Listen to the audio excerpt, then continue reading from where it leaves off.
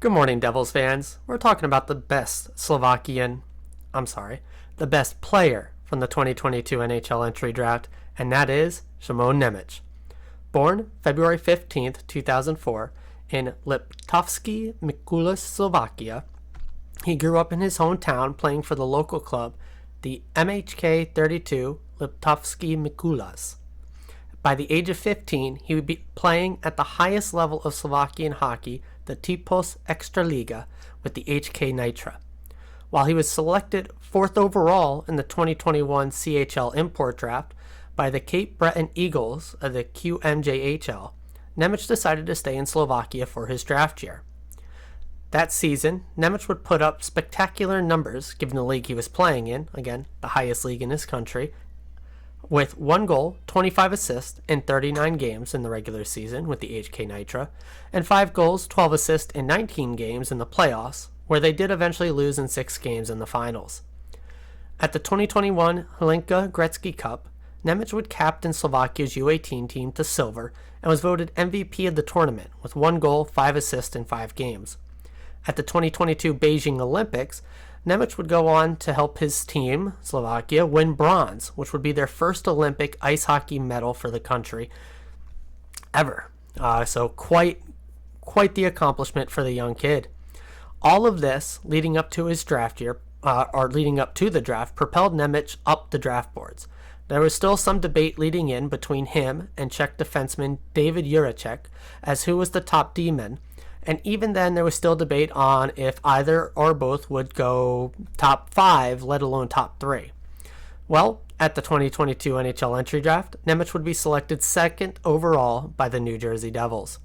Being drafted right after Juraj Slafkovský, they would be the 2 highest drafted Slovak-born players in NHL history, and would only be the 2nd time players from the same country would go, or European country, would go back-to-back in the NHL draft.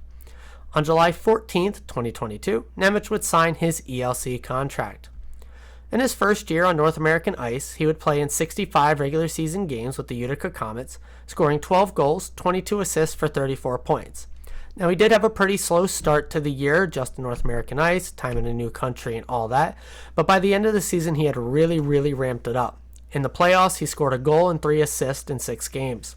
By the end of the season, whether it was analytically or even just production, he would have one of the best seasons by a D-man of his age in the AHL. On the ice, Nemec is an offensive dynamo. He can dance his way up the ice and score all on his own, but with that, he also has the ability to draw the other team towards him, allowing him to thread passes, and really he just controls the ice with his high hockey IQ whenever he is out there. With Nemec on the ice, the puck tends to be in the offensive zone a substantial amount of time, and in those minutes, the puck finds its way on net a ton. In his own zone, he's much better in the retrieval and quick transition game compared to actual in-zone defense, so he can get a bit hemmed in if the other team does manage to set up a cycle, and he absolutely will give up some shots against. So he's not going to throw his body around to remove the puck from someone, but he is absolutely willing to lay down his body and block a shot. Instead, he generally will use his high hockey IQ to dispose the puck with his stick and great positioning, and then will then use his skating and passing to get the puck up ice efficiently and do the work that he best does over in the offensive zone. He will get caught trying to pinch and create plays, so absolutely expect some odd man breaks against, especially in his early years. And he's going to get beat going for some poke checks and just adjusting to the speed of the NHL when he makes it there. But all in all, he is going to generate a lot of offense, and a lot more offense is going to be generated when he's on the ice than is going to be generated against him on the ice. So off the ice, well, he's just an absolute competitor. He's always been the youngest guy in the leagues he has played in. Hockey has essentially been his entire life. He has moved around his country and over to a new one for trying to make his dreams come true. And he's just always committing to be the best hockey player he can be. Almost every coach in interviews that I could find has said that they needed to force him to go home at the end of the day because he would spend hours on the ice after practice just working on his game. Even with all of his success now at such a young age, and by all accounts he is a very humble and reserved guy, you would never know he is such a big deal over in Slovakia. So going forward, I do think he needs to absolutely blow the coaches away to make this team out of camp. There is certainly a chance he does it, but the competition is going to be stiff. And from an asset management standpoint, which we know higher ups are all about, it is much easier for him to start the year in Utica. If he does make the big club, he'll be bottom pairing, and he'll get favorable zone starts and really just kind of be eased into it. Given Dougie and Luke are ahead of him, very unlikely he'd see any power play time, but maybe game-to-game circumstances, they would throw him in on some PK situations just to get some NHL experience there. More likely, he'll be in Utica and will be the big dog down there. He's going to be the top line, every situation, high minutes guy. Really, they will be putting a lot of weight on him, assuming he is down there.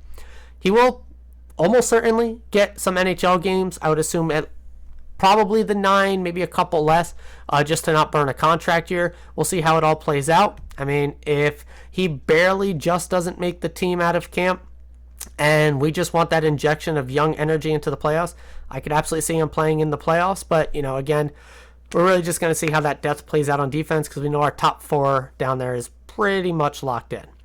So, top 3. Not too much to go off of here yet with his time as the Devils. So, went a slightly different route again, as I tend to do with more of these younger guys.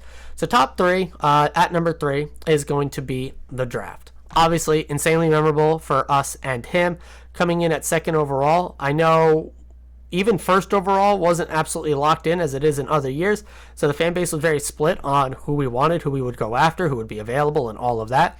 But while it may have been slightly divisive at the time of the draft, I would say with all of his play since, it's looking like a very, very good pick. I said it at the top of the show. I could absolutely see him, if not just being considered the best defenseman, not just the best Slovak taken, there's possibly arguments of him being the best player from this draft. There is stiff competition there. It's going to be a lot of years to go before that is finally hammered out on who exactly is considered that. I mean, even now you can talk about going back drafts, and there is still debate over who's the best in them. We got a good one here, everyone. Number 2, it's going to be his first goal down in Utica. If you haven't seen the highlight, definitely check it out. I mean, he basically very patiently holds onto the puck in the defensive zone. He doesn't just pass it up the ice to give it away. Instead, waits, gives it the extra half second, threads a beautiful pass, basically making the offensive zone entry from the defensive zone for the player, just the way he threaded the pass, where he put it on the tape for his forward, which allowed the zone entry. They cycle it very slightly. He then positions back on the blue line to receive almost broken play pass in the center of the ice, and then goes bar end in off of the side, beating the goalie completely clean. And boom, first goal. And it basically showed off everything you love about his game. And we can probably expect to see a lot of similar plays like that even in the NHL. Number 1, I'm actually going to go in the future here. First time I'm doing this with any of these guys. And that's this upcoming training camp.